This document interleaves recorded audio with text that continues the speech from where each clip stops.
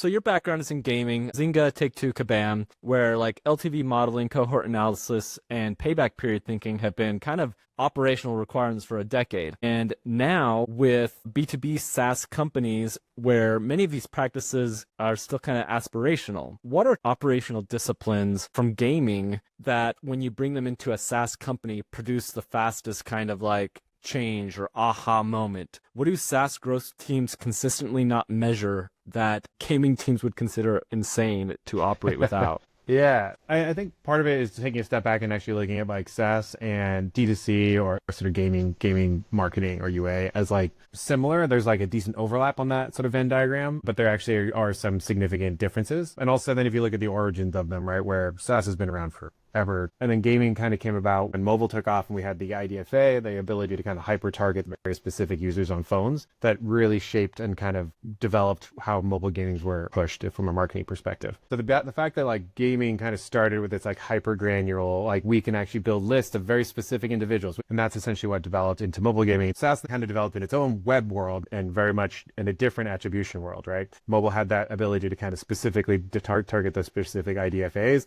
using an attribution platforms or MMPs. And then we have SaaS that's now kind of like in the middle of this sort of renaissance of like, well, why aren't we actually looking at attribution at sort of the similar way? And I think that's essentially like part of the reason that people like me and Matt Widows and Dan Bars have been able to easily like swap over to the SaaS side and have immediate impact, not have to learn this sort of a whole new world, right? Is we're actually bringing some of the aspects that really, really worked with mobile gaming and bringing those to SaaS in a way that is very effective. That first one will be attribution, right? You'd be surprised the number of companies, even billion-dollar companies, that just don't know the full like funnel of their onboarding to a potential customer. From the very first touch, they look at the ad platform and then they just kind of say, came out the other end and we got 12% of people or like 12% of interest, right?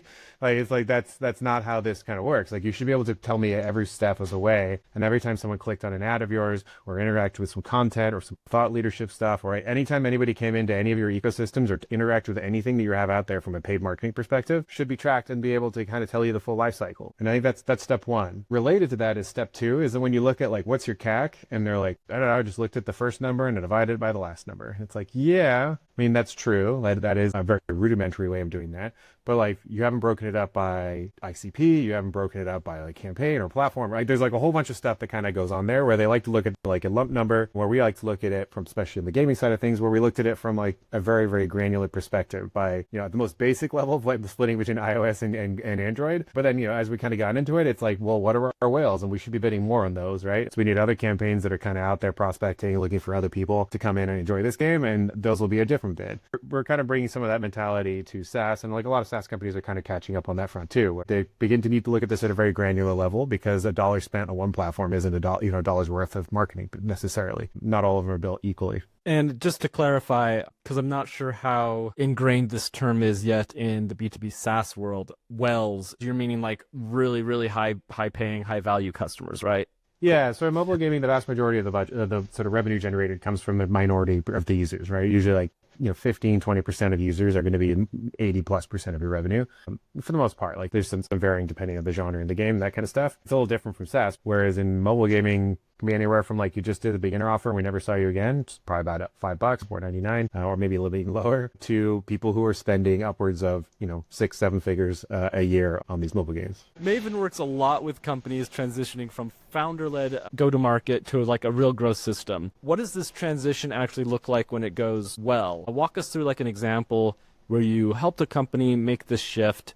What was the founder doing before? What system replaced it, and how long did it take before that was producing results? Like founders at very beginning, very, very early startups, it's about emotion. You're like leading, everyone's got an idea and they're kind of committing to it. And to a degree, if you're in a disrupted industry that hasn't done this before, like you have to believe that fully and all out, because there's no data point to look at, right? You're building something to address something or disrupt something you believe truly is going to do it. Now you're at the point where either you've raised a significant round, or you've got to the point where your product's live and it's seeing traction, that you actually have to then begin growing this company as if it's an actual thing, like not an idea anymore that isn't isn't out there. It's out there. People are engaging with it. It's a growing idea. People like it. They want more. Okay, so how are you going to go about getting that to them and actually treating it as a mature product now? So, now you've kind of got that moment, like you're off to college. How are you going to do it? There's a moment where you're essentially having to make your first big hire. And there's that moment of like, who's going to lead this? And I think a decent number of founders make the mistake, and this is funny because I'm one of these people, but like they hire a sort of growth exec or a growth leader to come in and do it.